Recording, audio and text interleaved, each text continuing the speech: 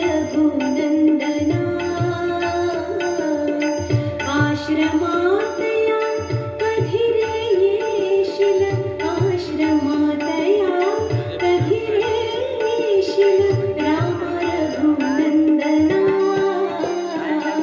राम रघुनंदना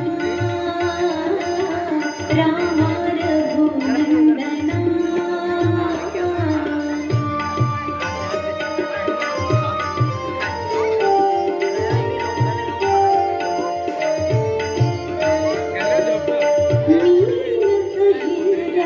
शापित नारी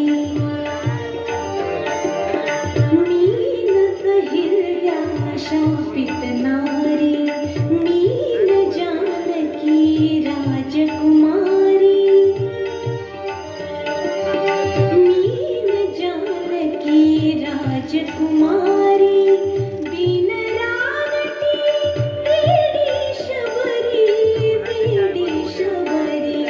तुझ्या पदांचे अखंड चिंतन तुझ्या पदांचे अखंड चिंतन ही माझी साधना राम रघुनंदना राम रघुनंदना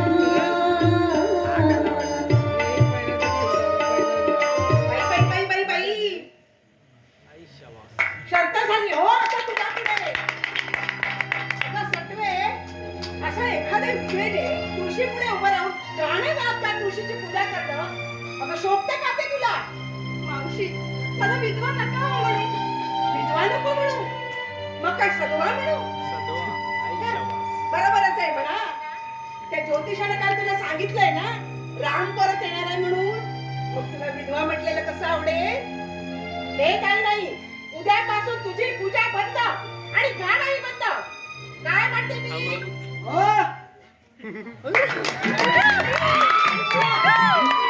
तुम्ही काहीच बोलू नका जाणक्याचं गाणं बंद करणं म्हणजे वसंत ऋतूत कोकिलेचा गळा बंद काय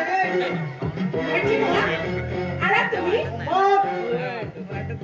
काय हो जानकीचा आवाज म्हणजे कोकिळा काय मग काय त्यांचा आवाज म्हणजे मधाची धार नुसती त्याचा मावशी आम्ही सुद्धा वाचतो आम्ही वयाच्या 10 वर्षापासून वाचतो पण ते आमच्या घरात नाही आमचा आवाज म्हणजे मंत्रजागराचा आवाज बाकी आली जागी व्हायची पण जानकी अक्काचा आवाज म्हणजे साक्षात कोकिळाच हो आणि मावशीचा आवाज म्हणजे कावळा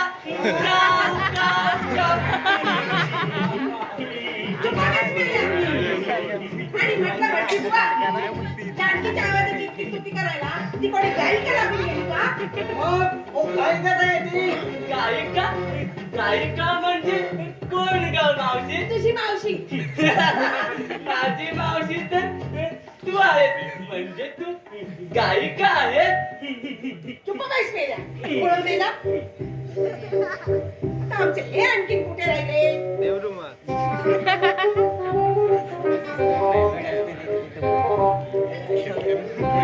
अगं बाई हे अजून बागेत काय करताय? अहो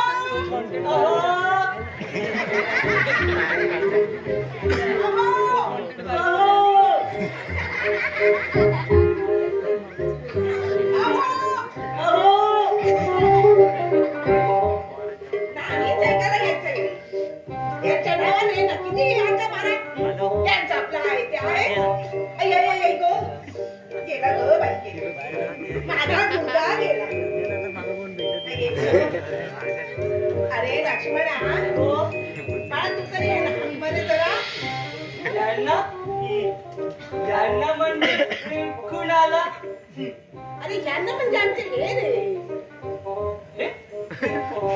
रे हे म्हणजे कोण अरे हे म्हणजे आमचे ते रे कळलं का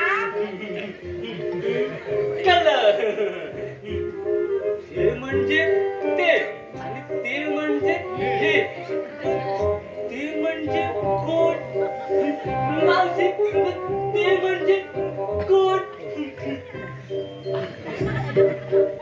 ही कोण आहे दाजी तुला आंबा म्हणतात. माझी बुवा तुला जगदंबा म्हणतात.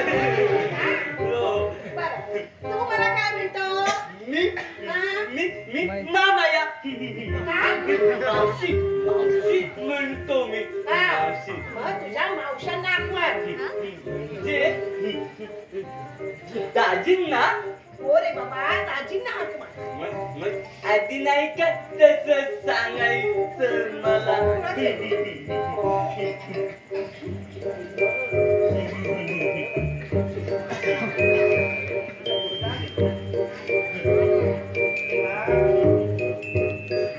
मावशा ओ मावशा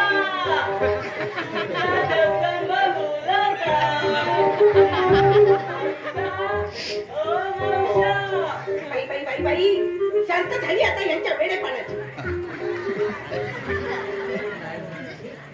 कुणाच्या वेळेपणाची तुमच्या काय झालं काय भाऊ इतक्या वेळ कुठे होता मागे मुलांना अंघोळ घालत होतो अंघोळ. हो का एकदा ना मला आंघोळ घाला म्हणजे सुटला तुम्ही काय आमचे अहो पण सुटल्यावर अंघोळ घालतात ना. अहो तुम्हाला काहीच कसं कळत नाही हो अहो इथे आग लागली आग अरे बापरे. काय निघाला? काय नाही बोललं. ती झाडी ठेवा आधी खाली. ठेवा.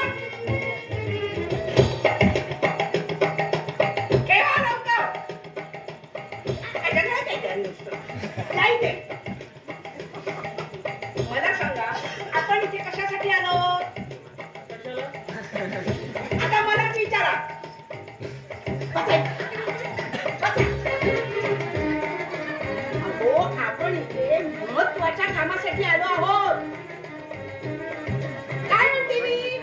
तुम्ही बोला मी ऐकतोय. नुसती नदी गेल्यासारखी भाग घालवू नका हो. अहो, काय म्हणते मी? नुसती थंडी वाजण्यासाठी मान घालावं लागतं. अहो, आज रामनवमी आहे. आजच्या शुभमुहूर्तावर दादासाहेबांकडे दत्तकाची गोष्ट करा. कुणाच्या दत्तकाची? तुमच्या आता ह्या वयात मला कोण दत्तक घेणार? काय तरी म्हणू नका हो. अहो, आपल्या मुलाला दत्तक नाही का द्यायचं?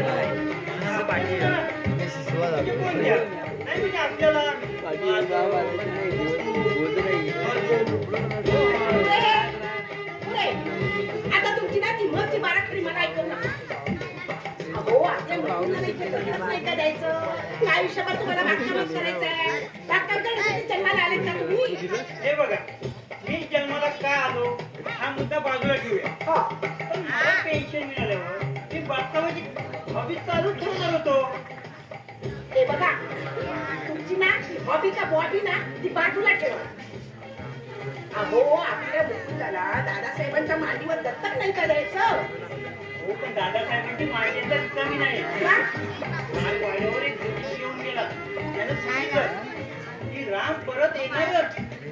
तो ज्योतिषी गेला खड्ड्यात अहो आणि तुम्ही हो मी निघालो. हा हेच म्हणत होते मी. अरे, अगं बाई, घरी आठवण झाली. अहो, माझं ते गुडघ्याचं औषध ऐकलं का? बापरे विसरलोच मी. वाटलंच होतं. एकदा मी मेले ना की तुम्हाला रोज माझी आठवण येईल. काय म्हणते मी? तुम्ही जे आता काही म्हणालात ना तेव्हा पुन्हा म्हणण्यासारखं नाही. अहो तुम्हाला काहीच कसं कळत नाही हो. उभ्या आयुष्यात तुम्ही मला काहीही दिलेलं नाही. काय अहो एवढी मोठी आठ चांगली बोर्डच तुमच्यासाठी बोर्डे तुमची मुलं दिली. ती शाळा असून सुद्धा काहीच दिलं नाही. हो, टोपलीभर पोरं दिली. पण त्यांच्या भवितव्याचं काय? काहीतरी नाही ना करता आलं तुम्हाला. मी मेले राबत असते. आणि तुमच्या बागेचं काम तुमचं काही संपत नाही. घरात पैसा काही येत नाही. बस बस बस. पैसा पैसा पैसा आयुष्यभर पैशासाठी आयुष्यभर धावलं पण पण माझ्या नशिबात असेल तेवढाच पैसा मला मिळणार ना. पण माझी मेहनत तर काही थांबली नाही ना. पण तू जे काही म्हणतेस ना तो मार्ग चुकीचा आहे. दादासाहेबांसारखे देव माणसांपासून आपल्याला काय मिळणार? आणि राम परत येणार ही अजून सुद्धा त्यांच्या मनात कायम इच्छा आहे. त्यानंतर तर देण्याचा आणि घेण्याचा प्रश्नच होणार नाही. आपल्या परिवारासाठी आपल्याला किती चांगल्या प्रकारे सांभाळ करतायत. आपल्या मुलांना आपल्याला कशाचीच कमतरता भासू देत नाही. मग तुमचा हा दटपण करायचा हट्ट का आणि कशासाठी? हा हट्ट सोड तू. हट्ट सोडू हट्ट सोडू आणि काय करू? तुमच्यासारखी पोरांना तुला भांडीची भावडी लावू दे? सोडणार नाही. आत्ताच्या आत्ता दादासाहेबांकडे जा आणि दत्तकाची मागणी करा. बरं बाई, बरं जातो मी. त्या अशा बायकांपुढे देव सुद्धा हरला तर मी तर काय साधा पोरगा. अहो जाताय ना? काय व्हायचं माझ्या संसाराचं ते पण नाही कळलं.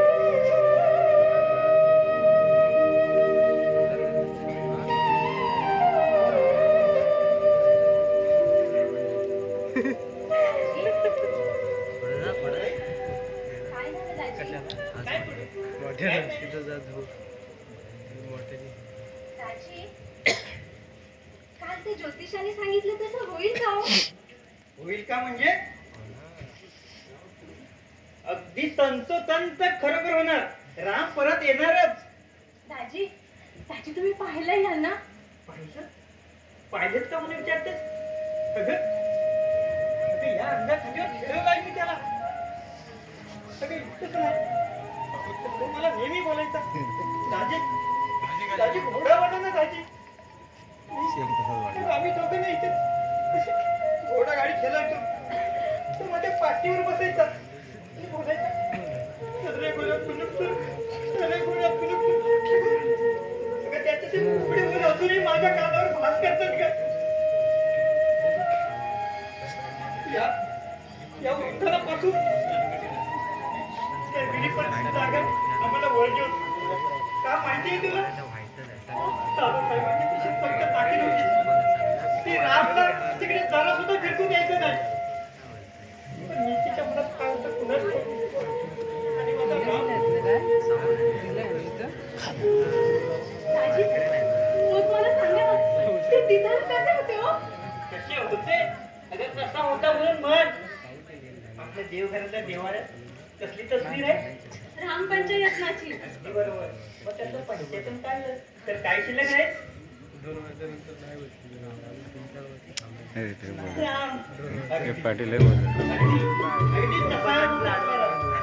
अगदी तसाच. किती बोलतो रे जरा शांत राहा जरा.